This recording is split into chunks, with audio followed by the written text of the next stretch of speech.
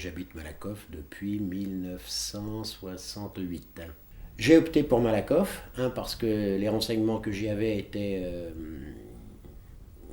avais étaient très bons sur l'ambiance, sur la qualité du groupe, dont je n'avais pas de doute puisqu'ils étaient champions du groupe où je jouais. Instituteur pendant une vingtaine d'années à peu près à Guimauquet. Ensuite, je suis devenu directeur et instituteur à l'école Cognot. Il n'y avait pas de décharge de direction à l'époque, c'est-à-dire que j'avais classe à plein temps, plus le boulot de directeur en dehors. Plus toujours le foot, puisque j'entraînais. On était convoqués, je pense, aux alentours d'un 15 août, donc ça devait être vers le 15 août 66. J'étais revenu de vacances à Joinville.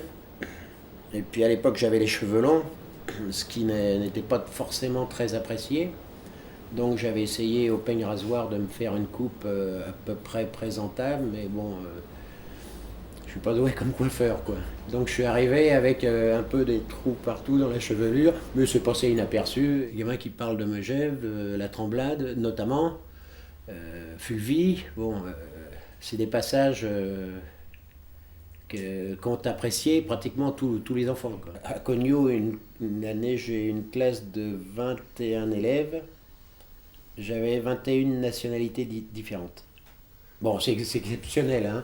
Bon, il y avait un Anglais, il y avait un Canadien, je sais pas. Bon, mais je pense qu'il y a un brassage intéressant et souvent enrichissant, et qui est assez maîtrisé de par l'immobilier. Certains matchs drainaient 1500, 2000, 3000 personnes. Donc ça fait du monde, dont beaucoup de Malakoff, ou 14e, Porte de Vanves ou Montparnasse, et puis des alentours. Quand je suis arrivé, qu'il y avait la bande de la Ruoche, bon, j'ai eu quelques élèves en classe. Il y avait la bande de la Porte de Vanves. Après, il y avait la bande du 156 rue Raymond Losserand.